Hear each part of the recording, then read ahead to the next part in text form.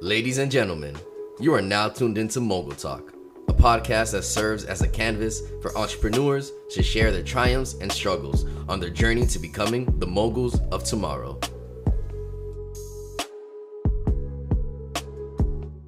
Hello, ladies and gentlemen. It is your boy King Jules, and you're back for another episode of Mogul. Talk. Don't hurt him, son.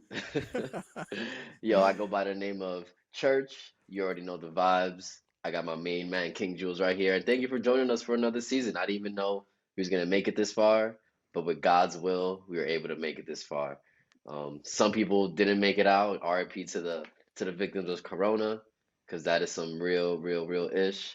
We all feeling it in the entire world. COVID fatigue is real. But that's why we gotta, keep our spirits up and just try to take it day by day. And one day there's gonna be, since there is this down right now, there has to be an up. Life is all about balance. No, it truly is, and I want to say it is your boy King Jules live in the flesh. Oh man, it feels so good. Episode 401, we're back. Like Kev said, I didn't think we would make it. I think we threw in a towel. Last year. I don't even think we finished up. But we I back. feel like we got some ish. I'm still proud of our um what's her name? Brown to Perfection interview. Yeah, I think that was the Uh best episode of last season. and just her accolades and her hustle, you could really see it. And whatever experience she has gone through setting up shows, marketing shows, it was already embroiled in her. And she's such a professional. It was just such an impressive person to be in front of. Yeah, I think, for those of you who don't know, we are talking about our good June friend, our Brown. family, Janae Brown, the founder and CEO of Brown to Perfection Agency. And I think that was the peak of our season last year. That was just before COVID. I was listening to the episodes from season 3 last week, and then I looked back and I was like, wow, like, yo, this is right before everything went downhill. And, I'm glad that was the episode that we ended off with. And then we tried our best to pick up the season in the midst of the pandemic and shifting into Zoom in a different landscape. And, now we've kind of figured things out. So this is a perfect setup. And, I want to say, welcome to the new season. There's a lot to expect from us, a lot of changes, a lot of growth. Me and Kev we're old heads now. We're not the young guns anymore. So it's time for us to step up. Absolutely. Now I'm turning 27 in literally like 2 weeks, and I can't believe it. It's just so much closer to 30, and I still feel like a little baby, like a child. Now, of course, I got a car payment and I got credit cards and I have my own place, but it it's the time has just passed. It feels like just yesterday I was in college, or just yesterday I met you when we were then youngins, rolling around the street, and now we just out here just trying to make it by. Uh, I actually, speaking of new beginnings, I actually just moved out of New York City. I spread my wings and went to California. That's why now we actually, thanks to technology, we have to film and record the show like on Riverside or whatever application we're using. But it's a completely different world, man. Completely different world, California. So many homeless people, like everywhere, as far as the eye can see. A lot of people live in their Why cars. is that Like funny? it's not funny.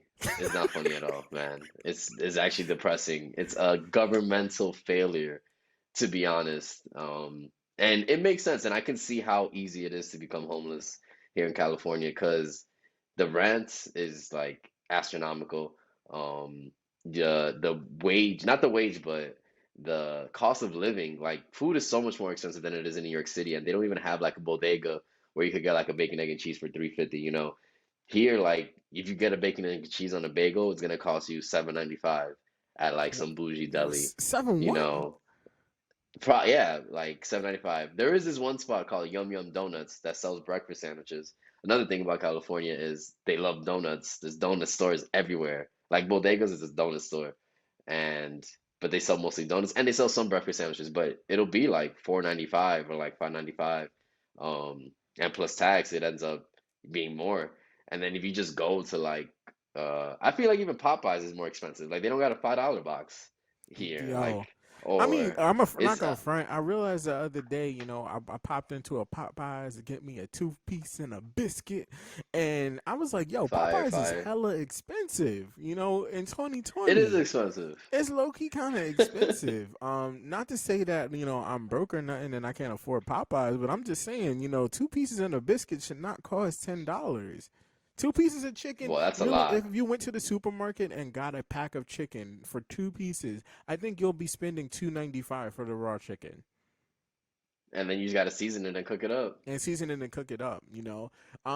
It's And crazy. my boy Jules can give you that chicken recipe. Just hit him up. Yo, just hit me He'll up. hook you Cooking with up. King Jules on YouTube. This is a plug. This is a plug. No, but I think that's really crazy. When you told me about the move to LA, I was like, nah, you're capping, And then to hear that like the timeline moved from all right, it's a thought, and then I'm moving to LA in a matter of like a couple of weeks or so, whatever. It took a while for me to sink in and say like, yo, Kev is really moving across country. I don't think this is the furthest away we've been from each other since we got back from college, and then at least in Yeah, college it was like what 3, 4, 5 times a year I saw you, um but I to and be it's I'm even farther away. Like I was in Wisconsin, um, and that's pretty much closer than you were. And then now I'm just literally on the other coast. I went from coast to coast. Um, but it's such a different world. Like first of all, like the marijuana is legal, which is a big thing. It still blows my mind every single day that that is a thing. The culture of it is completely different. Even though in New York it's pretty much decriminalized, and it also people don't take it as seriously as before. But here it's just like ingrained in the culture. And you know what's also ingrained in the culture like crazy you see everywhere? Nipsey Hussle. Like everybody here loves Nipsey Hussle. It shows. Everyone has the Nipsey look with the braids. Everyone is trying to bag themselves to Lauren London, and it's but it it just shows how much influence like Nipsey Hussle has. And yeah, I kind of felt it in New York a little bit, just because he was coming up. But in California, the murals that are around here, same thing with Kobe. Like I bet Kobe, the city was devastated when that shit happened. And we're about to reach the 1 year anniversary, which started Corona. Um, and it's I don't even know what I was trying to say, but LA is just a completely different. Mad people again. Like I work with people, so as continuing with the how expensive it is to live here. I actually had to get another job to be able to afford to like one rent, my car payment, insurance, and then just trying to turn up. Luckily, things are closed, you know.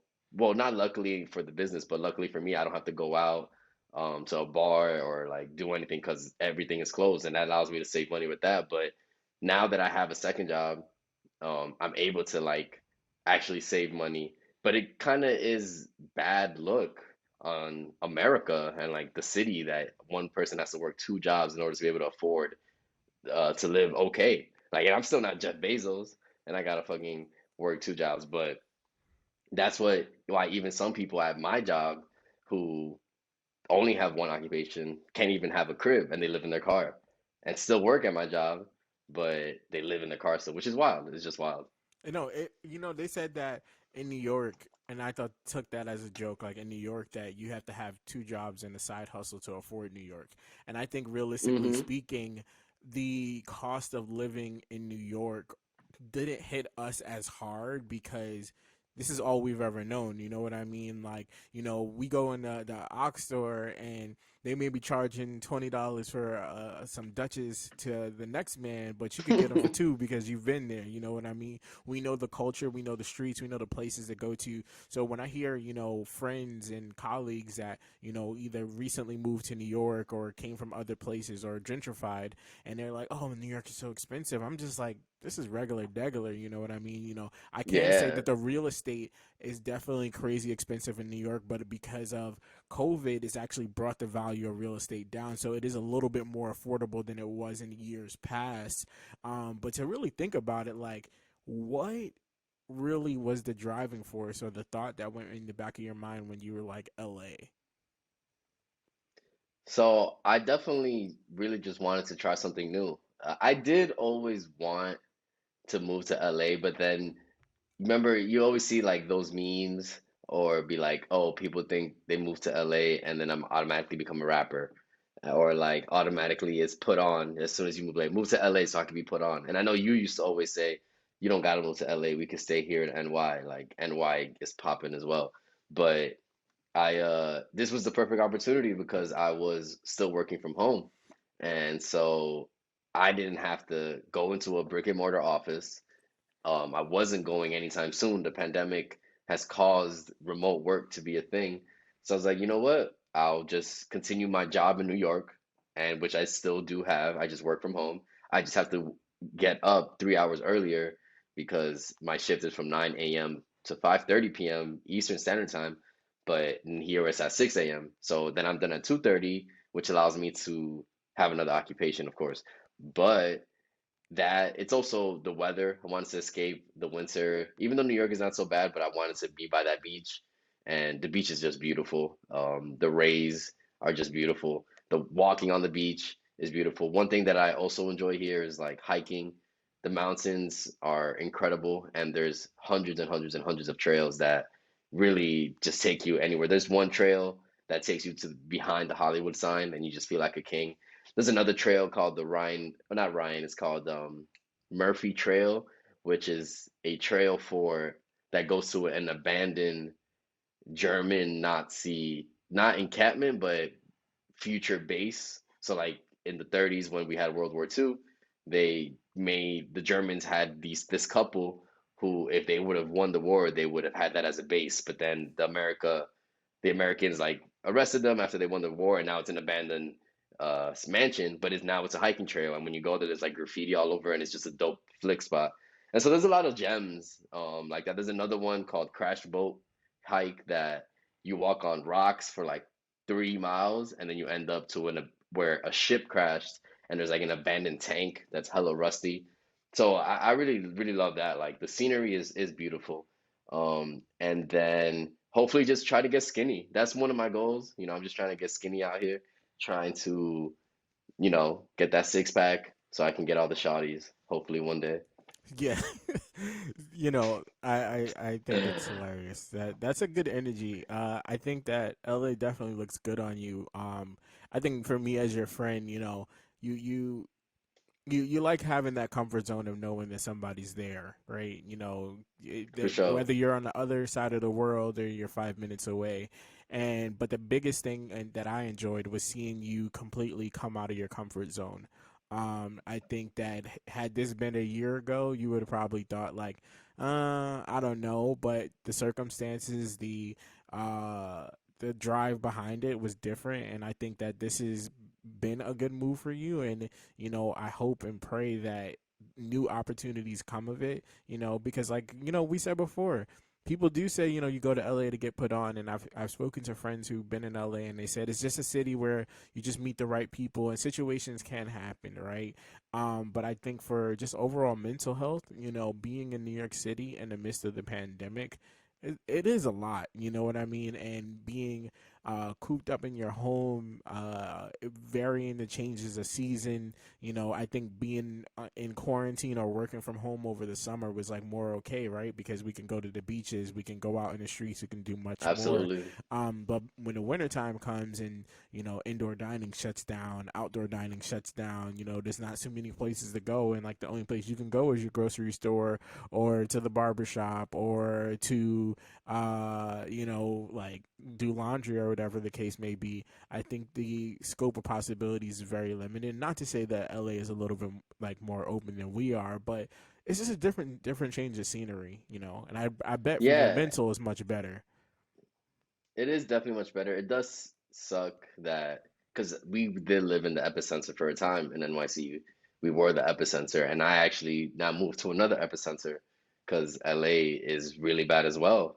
Here they hate the governor, they hate the mayor, they feel like they failed him, which I guess I do see because literally one of every three people have been affected by it here in Los Angeles County, which is insane, and it continues to go up. Luckily, I haven't, and I actually had a scare in my job, which they had to shut it down, had to clean everything, everybody had to get a test, and I took a test, and luckily I ended up negative. Um, Funny story, I was actually scared because I was actually hanging with a girl, and we were smoking, and I she had to go fly to her parents in Chicago, and I was scared, and I found out after the fact, and I was just scared, like, yo, what if I gave it to her? And then I gave it to her parents, and like that started that chain reaction.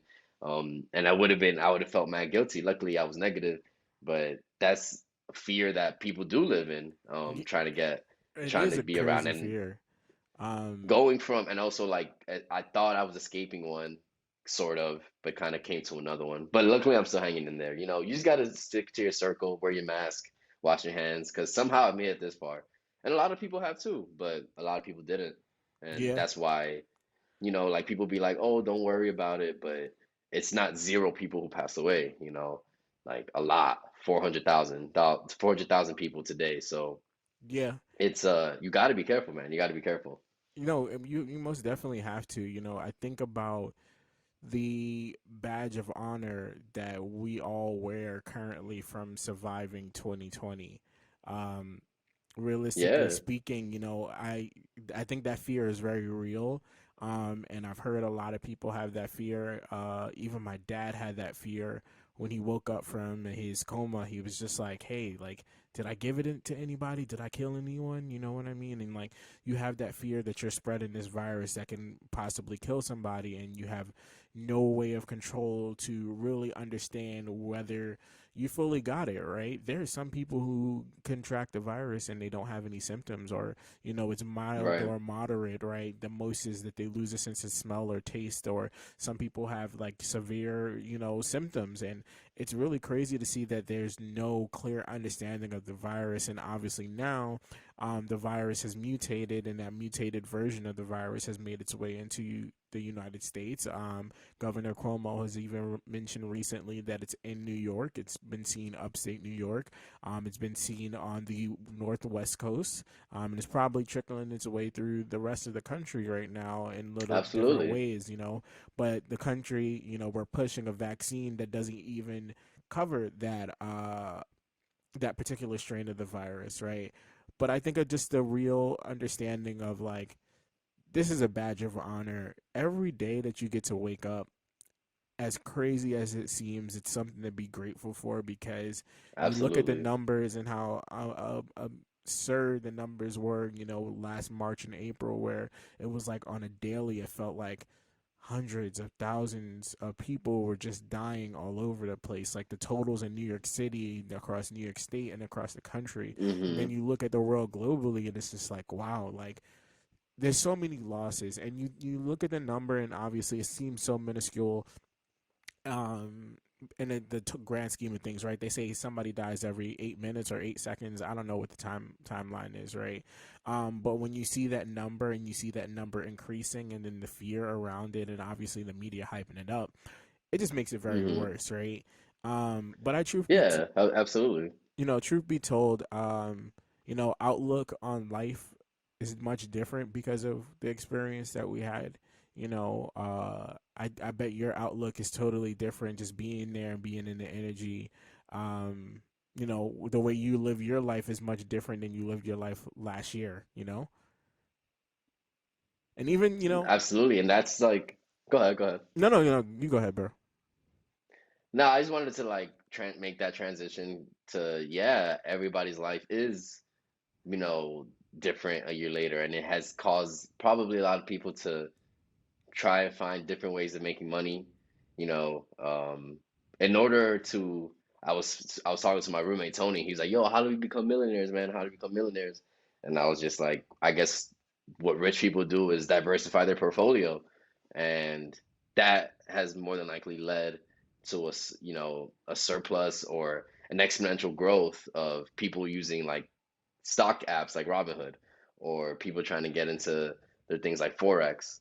And that I think is as a result of, or even like OnlyFans, like that's not trading, but that was a commodity that people are using to try and make money, whether it be or Etsy, or what's that other one where you could pay people to do things on? Can't think of it Twitch, at the moment. Discord, Not not streaming, Twitch, like Discord. what else It's people like you was could doing? commission They was someone. like making fish plates. Like Um, if you have art and then you want to sell it, or you want to commission somebody to oh, you have an audio engineer, you go on this website Or and like it'll be Fiverr. that person. Fiverr, there you go. Fiverr. Yeah. Even though I existed for a while, but I bet you exponentially people were going to that to try and make extra money. And that's what sucks. Like piggyback what we were saying before, like in this country, you have to have multiple streams of income to live comfortably. I don't think money buys happiness, but if you're making $50,000 a year and you're just getting by living paycheck to paycheck. But then if you have $100,000 a year, you're more than likely going to be happier or more comfortable because you're able to like pay off your bills and be good and save money. But I don't think like 100,000 there is necessarily more happy than a millionaire. They could be more equal than a 50,000. So I do money does buy comfortability. Yeah, I was gonna And definitely that's gonna say what that. I was thinking that like at this moment, a lot of people aren't even truly living their life. They're just trying to survive, Yeah. trying to make sure that their bills are paid. And it isn't until you skip that and you are comfortable and you're not stressing where the money's coming from and your bills are paid and your kids are good, that's when you can finally actually start living, unfortunately. No, no. Um, Truth be told, I think it kicked in. Survival mode kicked in for a lot of people, right? I think our unemployment rate was the highest it's ever been because of hmm COVID. So many industries shut down. Businesses are no longer open. Jobs were lost, opportunities were lost, and with that being said, people had to go and find that way of survival, right? There were unemployment took forever to get through. It was like I personally experienced it, right? I got furloughed from my job, and just getting through the unemployment and hearing that my unemployment went through and it worked and I was getting like consistent checks, and then hearing that some of my colleagues, they didn't even get checks until they got back to work because they were waiting for everything to go through, and then the government just sent them one lump sum for all the months that they didn't get paid. It's like, imagine all those months that you just didn't have money to pay your bills, and that's where we're still at now. When we hear Donald Trump, and thank God that the best thing out of 2020 that happened is that Trump is out. Um, when you hear absolutely. him talking about what people deserve, and you hear Mitch McConnell blocking it and politicians blocking it, they're getting salaried, hundreds of $1,000s a year to make decisions on behalf of the country, and the country struggling, right? But they're doing good, right? They were quarantined in a lavish Right. mansion, getting food deliveries, and very protected, and they were well taken care of while the regular working class was struggling. And I think that survival mode made everyone depend on themselves more, and they needed to stand up and stand out. And I'm very proud of the growth that came out of 2020 for a lot of people. I'm particularly proud of the growth that it came out of for myself. I think that it showed our resilience. We were able to adapt to change and accept those changes and really come out of it stronger than we ever did before. And, as we look towards the rest of 2021 and set expectations, I think my mindset going into this new year was I wasn't going and setting goals. And I think that's something that I did different than years past. I was always the goal setter. I had New Year's resolutions up the wazoo.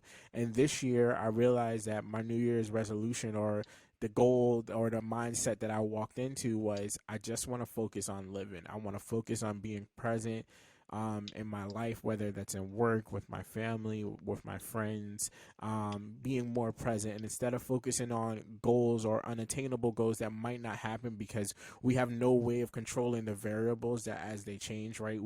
People probably plan 2020 the year before expecting this growth, that Absolutely. growth, all that to happen, and then things flopped, right? Look at Quibi. Quibi had a big drop at the beginning of the year, and 6 months later, nobody Biggest wanted to use flop Quibi known to because man. their whole company premise was predicated on being the mobile device short TV show. People were hmm home, they were hmm watching TV, so they were looking for something more. So They were you know, like, "Oh, this is for the train. This is so you could watch on your commute to work." Like that specific what marketing commute from the was their bedroom to the living demise. room? Biggest flop. And they had just shows the privilege of being able to fund billions of dollars for a company and then just make it die like 6 months after. No, Maybe it wasn't not, any of their fault. I do think a little bit, just there's so many streaming services, it's tough to even Peacock now has to use Office as their marketing push. Like all episodes of The Office here on Peacock, just to be able to sell that. If not, nobody's gonna get that, Because you know. everything launched, right? You got HBO Max, you got Netflix, you got Disney Plus. I think that the days where everything landed on Hulu and Netflix, every individual TV channel or broadcast provider is now providing their own individual service, and I think 2020 did provide a lot of that, right? People started doing things on their own because you can't trust big corporations. You can't expect them to be there. We saw corporations fall, bankruptcy really become prevalent in the everyday. And because of it, it's like, all right, you know what? We can't trust the fact that we're going to go on this platform. We don't know if that platform is going to live, but we have enough money to create our own platform and own that. And maybe we can add things to show some growth on our end. So as much as there was a lot of loss in 2021, I think there was a lot of gain. And you talk about privilege, right? And I think this could bring us to our new favorite thing this season on Mogul Talk is our segments. So this is the hype where we'll be talking about world news, business, and pop culture. And if we're gonna talk about this, we got to talk about the Iron Man versus Captain America battle for the richest man in the world. We're talking about Elon. No, it's not Iron Man versus Captain America. This is really Iron Man versus Lex Luthor for the battle of the richest Or man in the world. billionaires, or Batman. Batman's pretty rich. Batman. Yeah, this is Um, crazy. how sad and unfortunate it must be to be the second richest man on the world. I'd be devastated, you I'd be know. I would heartbroken. I wouldn't know what to do with myself. Shit, top 10. If I'm not number one, I would be so. Nah, it's crazy out here the amount of money that, exists in this world. That my mom always says, the money exists, you just got to get it. And this back and forth of Bezos and Elon Musk is just it's crazy. Back in the day, it used to be like uh Bill Gates and Warren Buffett and Carlos Slim, Mexican dude. And it's crazy how you would think that no one was ever going to reach them, and they just They two other surpassed people it. came out.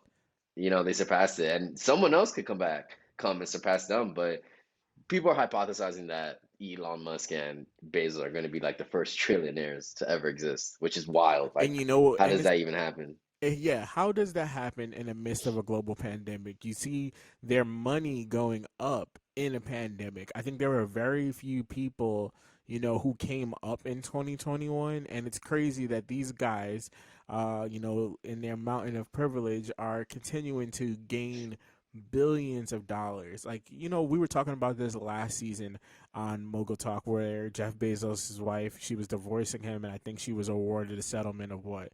Like 90 million Like or something, 70 billion, not 70 billion. billion or something like that. And And yeah, it still scratched the surface of his net worth, you know what I mean? And he he gained was that Gucci. back and more in the pandemic because people were more That is using big facts. Amazon twofold over, right? But I think the biggest conversation that a lot of people were talking about last year, with them being two of the richest men in the world, is what are they doing for though truthfully the people who are suffering in this country, right? If you look at Tesla and you look at Amazon, they're servicing on a global scale. Globally, there are people really, really struggling bad. And I think, people say, oh, rich people, they give, to charity and tax write-offs and all Hmm. these crazy things. Like, bro, but they also get, money back because Trump, only looked out for. They don't, yeah, they don't pay nothing in taxes. And that's when you're really rich. Jay-Z has a line. He says, my accountant's so good, I don't even pay tax. I barely pay taxes. That's when you're rich, rich level. Like, you get to that. Like, even when you're like millionaire, like 10 millionaire, you're still probably gonna pay taxes.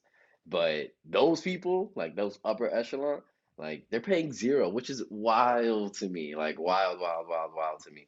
Um, but what I was trying to say is I'm not trying to act like they didn't work hard, to get their money. They obviously did. They obviously had, Elon Musk had to create PayPal, and luckily that shot off and he was able to invest in himself to um, make Tesla. Him specifically, like I'll give it to him. Bezos too, whatever. He came up from he started his thing in his garage. came up. Even Steve Jobs started his thing in his garage. Um, so like I don't want to like knock them for being so rich because like what are you gonna do? Stop like make the company disappear? Nah, that's not gonna happen. But it's you when you have all that power, you have to like try and make the marketing of yourself as not like this megalodon overlord. Like when you look at Hmm. Jeff Bezos, he has that famous video of him controlling the arms and looking like Lex Luthor, and he's like laughing with his evil laugh. Like he looks like he's just a maniacal corporation. He's like the typical sci-fi evil corporation who just takes over the whole city. Um, and I feel like he could market himself to not be that dude. Hmm. Elon Musk kind of, people don't really knock Elon Musk like that, even though he came out with like the Corona thing saying that it's whack, that it's not as crazy as it is. I disagree with him with that, but people love him on Twitter. People think he's cool because he posts memes and shit and stuff like that. They think he's cool Um, because they created Iron Man based off of his life. You yeah, know, and so, uh, but I feel like there's still, and I don't got all the answers. There's still more they can do to make sure that they are viewed as like an actual person who cares about humanity. And I'm sure they do. I'm sure Bezos donates millions of dollars to multiple things. I I'm mean, sure but of can it. you think about, but and if we talk about this, the allocation of money, and I think that gets into Yeah. like Oh, yeah. lobbyists and being a liberal versus conservative, whatever the case may be.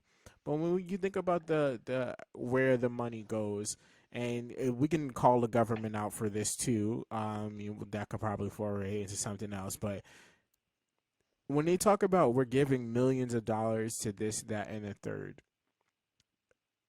the average American that is putting money into the pockets of Jeff Bezos and Elon Musk are regular everyday Americans who make anywhere between $24,000 and $75,000. I would say, generally speaking, anybody who got a stimulus check for $1,200, you are generally the main consumer that is reaching these levels, and Yes. that consumer, and I think that, hey, people see that it's a service that is necessary, so they're going to spend the money. But why wouldn't you pour money back into those communities, into those people that help you make your money?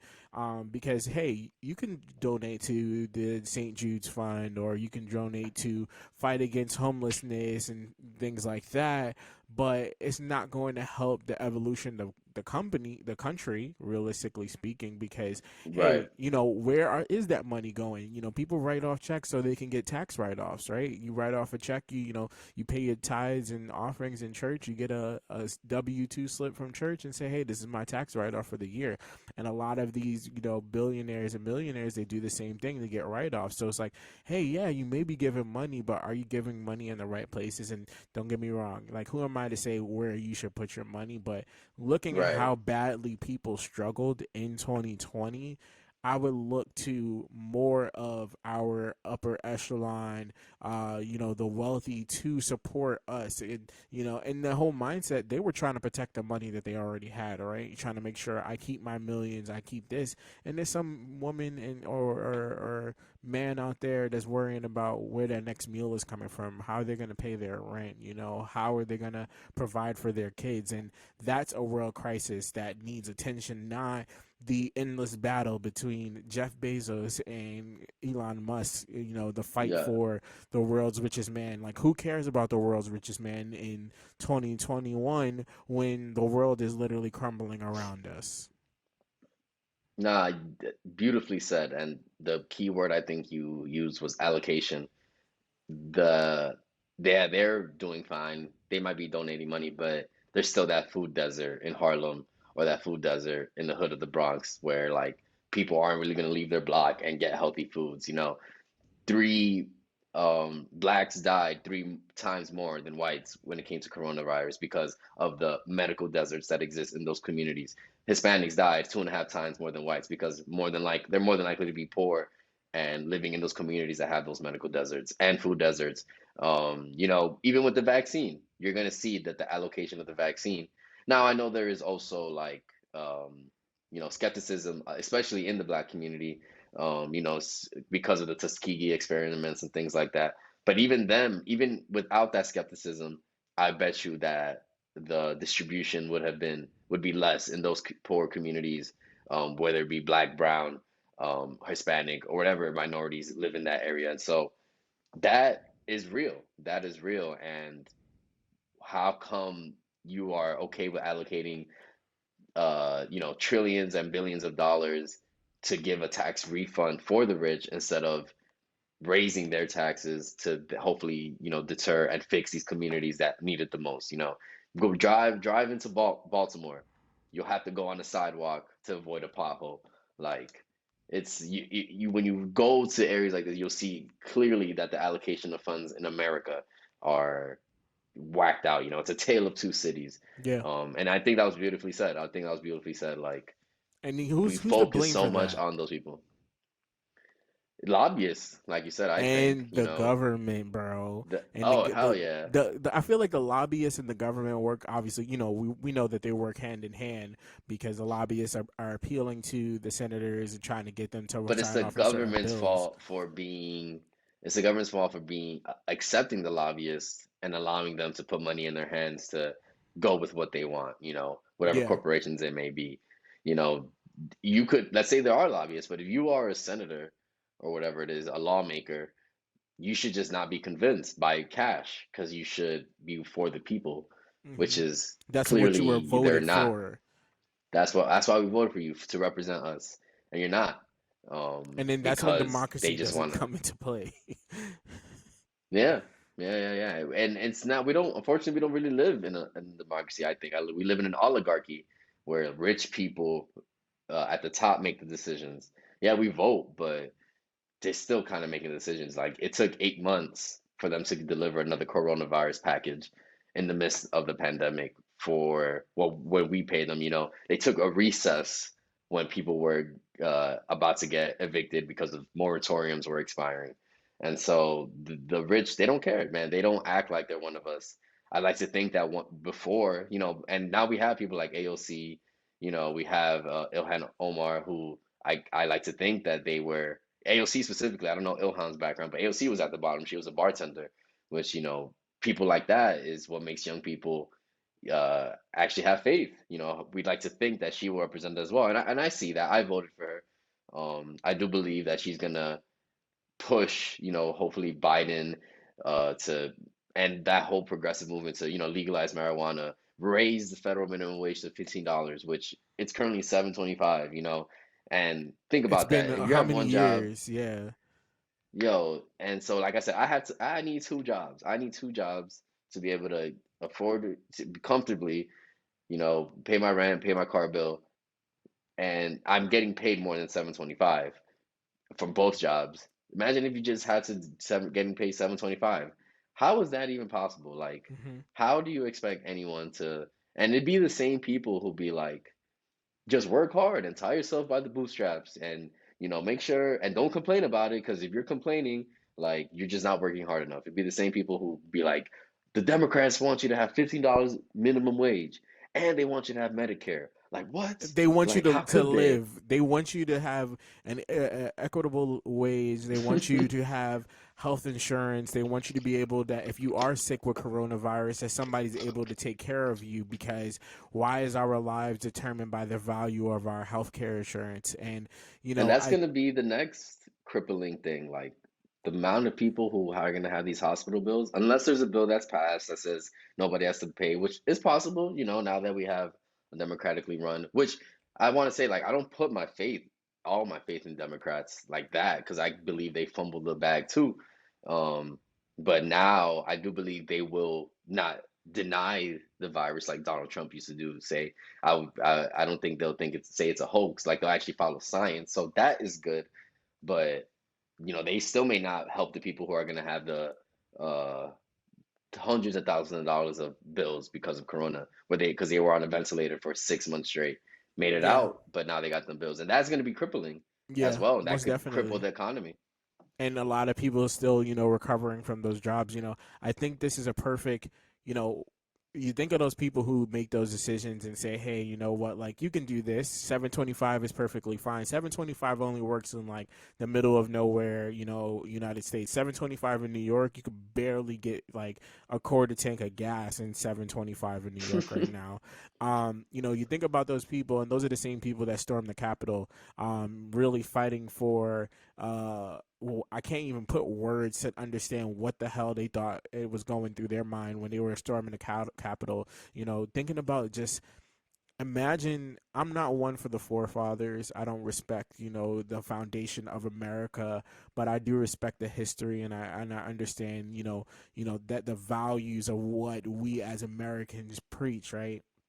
And we preach freedom of speech and life, liberty, and the pursuit of happiness, and that all men are created equal. But the mindset that our former president, because by the time you listen to this, our new president Joe Biden will be sworn in, I really think about the fact that they felt so empowered by their belief system of what America is, that they went and stormed the Capitol. And for me, a person of color, a person that is pro-black, that will prefer to sing "Lift Every Voice" and sing than to sing the American anthem at this point in my life, I can truly say that, in all honesty, what's good with these people, bro?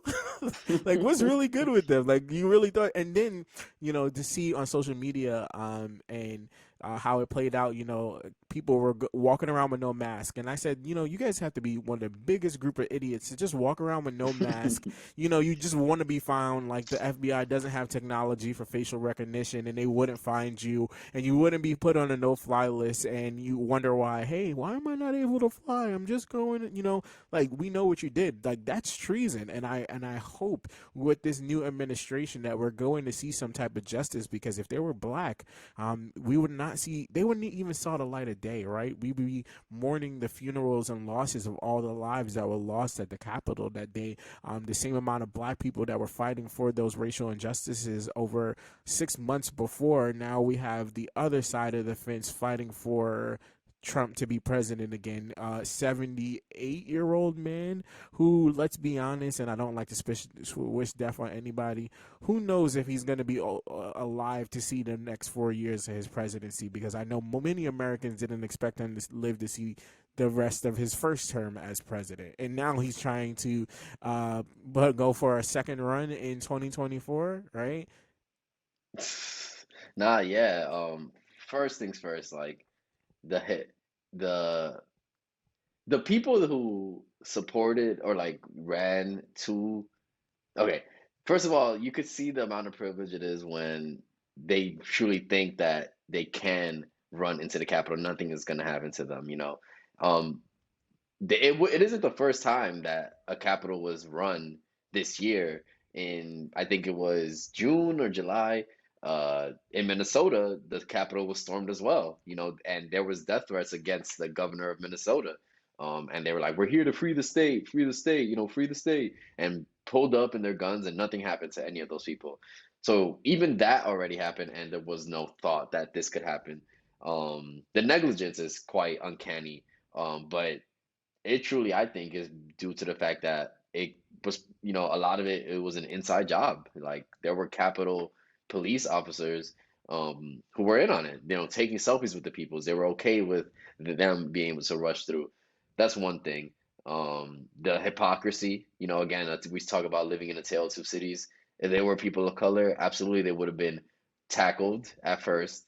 There's a when there was the Black Lives Matter protest, Trump himself use the SWAT team, you know, tear gas everybody to walk through across the street to the church and to do a photo op with the Bible that he held upside down. Like he was ready for when it came to that. You know, what happened when the looting starts, the shooting starts. But you know, Nancy Pelosi's laptop got stolen, the podium got stolen, flags were put down and replaced with the Confederate flag. That literally is a symbol of treason, you know, symbol of seceding from the country, symbol of like we don't want America anymore. We want this representation. And you know, the people, unfortunately, like I'm sure there was like some backing from like rich right wing people, but most of the people definitely were poor, uneducated white people. And those are kind of Mm-hmm. the people that Trump doesn't like at all. His dream is to be with the higher ups from Wall Street, these global titans that, rule things and are movers in the industry of the world, whatever it may be. But, those people laugh at him because he's not on that level. He's filed bankruptcy multiple times. He just got he inherited $400 million from his father, like, and then was not able to turn around because most of his shit has failed. Like the only thing he has that is was good was Celebrity Apprentice, um, and maybe the pageant. But Trump Steaks, Trump Vodka, Trump Airlines, Trump University, hit, I guess his golf courses are fine. Oh, and him licensing his name on buildings. That was, I guess, profitable. But that's gonna Hmm. sink too. And And we so saw that what's all of that like all the companies in the aftermath of the Capitol storming, a lot of companies and organizations and schools that were tethered or have represented Trump at some point in time back out. Companies backed out of partnerships. Schools who gave him honorary degrees took their honorary yes. degrees back. Like, how you take a degree that's not even technically a degree back from somebody? Like, you really must have messed up, my dude. They took Bill Cosby's also. Oh man, Bill Cosby. That one still hurts, I'm brother. surprised. I'm surprised. Kanye has one from the Chicago like Art Institute. I'm surprised they didn't take his away. I mean, But I he's guess he's still Kanye. holding strong. No, he And so what is. I was trying to say is just that like those are the people that Trump tries to stay away, and it's kind of ironic that now those are his true supporters. Like, but he really after the whole riots, he did say like, oh, um, we love you. You're doing a great job. Like it's time to go home, but you're great. We love you. It was later turned out that he didn't like that insurrection because he felt it was low class. He didn't Mm, like that. And so how do those people feel that he would have been happy if it worked. If it worked and they did get the vote to stop and they hung Mike Pence, which would have been crazy. That's the other thing. Like they were there to kill people. They were there to, you know, cause a coup, and maybe they weren't organized enough. I don't know what it was, but they damage could have been done, and a coup could have happened, and it's pretty scary. So it's just ironic that the very people that Trump was is truly trying to get away from are going to just be his supporters at the end. That'll be the downfall. Right after tomorrow's inauguration, and Trump is no longer president, and maybe eventually he gets impeached by the Senate because McConnell does agree that Trump, especially now that Trump went against, or like McConnell didn't really want to back him when it came to election fraud. Trump doesn't mess with McConnell anymore, and so he burned that bridge, and now McConnell is gonna go back at him, and so they might end up impeaching him, which would be crazy. Not soon, but later on. Anyway, it's gonna be the downfall of Trump. Like he's gonna have the lawsuits finally come to him because he doesn't have the power of the presidency to furlough those. He's gonna all the Deutsche Bank, which is where he has like I think $40 million of loans, has said they're no longer gonna have business with him, and so he won't be able to pull out any more loans. He'll probably have to pay those back, but any further business they're not having, um, the all the losses are just gonna pile up on him. And I do agree with you that he might not see the 4 years. He might not because there's so much stress he's gonna be going through. no, most definitely. I think as we look to 2021 through the rest of 2021, I think that Joe Biden has a lot of expectations around what his first 100 days are going to look like and what his presidency is going to look like. And I'm very curious to see. He's definitely making steps in the right direction. I think his choices in cabinet and elected officials and the team of advisors that he has around him, I think it's a very diverse group, and I think it's a group that is representative of today's America. And I think that it's a beacon of hope in a time where we're very hopeless, right? 2020 has prepared us for possibly anything that happens, right? I think that when we even saw, the insurrection happening, it was like, okay, Yep, here we go. 2020 is continuing, right? Part two, round two. You know, 2021. 2021 part. It's a new day, right?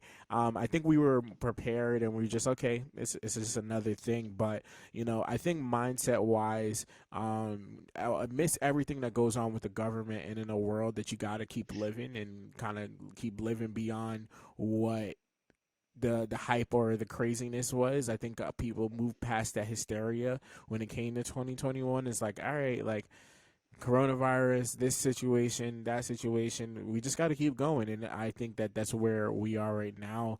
But as we look forward, these are some trends that to watch that are going on, that I want us to touch on before we head out. So, um, Clubhouse.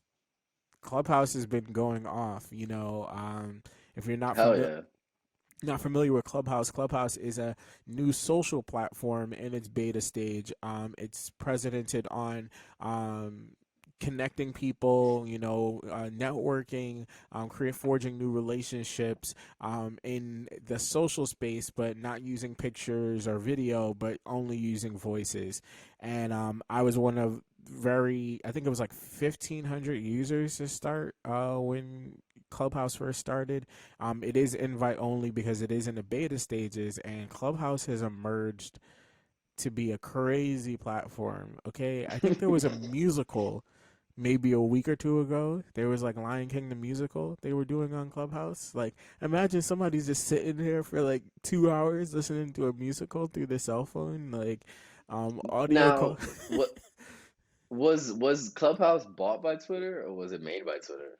No, Clubhouse is Or separate like, from Twitter. You know how these other social platforms do, which is probably something we'll talk about in our future episodes. But they try to monopolize the social space, right? Facebook, they own WhatsApp, they own Instagram, and then Instagram is doing what TikTok does. It took yeah, what Snapchat was doing, so there's like a superpower in terms of a social platform, and that's what Twitter was doing, right?